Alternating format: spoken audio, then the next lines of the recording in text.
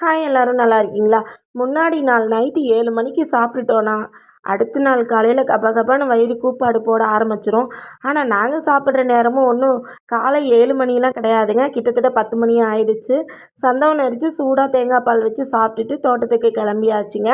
யாருக்கெல்லாம் சந்தவம் பிடிக்கும் சொல்லுங்கள். அதுக்கப்புறம் பார்த்தீங்கன்னா வந்த மழைக்கு காய் செடிங்கள்லாம் நோய்வாய்ப்பட்டுருச்சு. களை செடிகள்லாம் ஜம்முன்னு வருதுங்க. சரி, ஓகே, இருக்கிற களை செடியை பிடுங்கி விடாட்டி காய் செடியெல்லாம் கோவிந்தா தான். ஸோ களை செடியை வந்து அப்படியே பிடுங்கி விட்டுடலாம். பாருங்கள், இந்த தக்காளி செடி அவ்வளோ சூப்பராக வந்திருக்கு.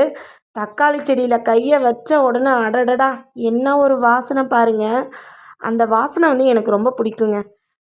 1 2 காய் வந்து செங்காயாக இருக்குது. அதையும் அப்படியே பறிச்சிக்கலாம். ஏன்னா ஒரு 2 நாளில் பழுத்துருங்க. கத்திரிக்காய் வந்து அங்கங்கே பிஞ்சு விட்டுருக்கு. பாவம் அந்த கத்திரிக்காய் செடியை வந்து கொண்டு வரதுக்குள்ளே போதும் போதும்னு ஆயிடுது.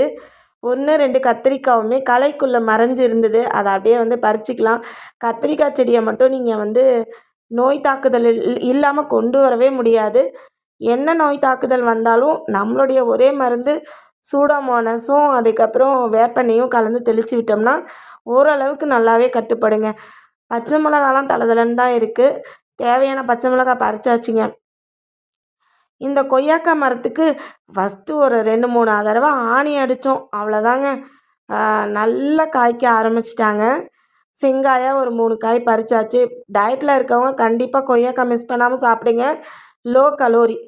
அதே மாதிரி தாங்க டயட் ஃப்ரூட்டு தான் இந்த பப்பாளி கூட. ஏ விட்டமின் அற்புதமாக நிறைஞ்சு இருக்கிற ஃப்ரூட்டு. அதுக்கப்புறம் சிட்ரஸ் ஆக்சைடும் அதிகமாக இருக்குது. ஸோ வந்து கொஞ்சம் காயாக பறிச்சாதாங்க, இல்லைன்னா தள்ளி விட்டு எல்லாம் நசுங்கி போயிடும்.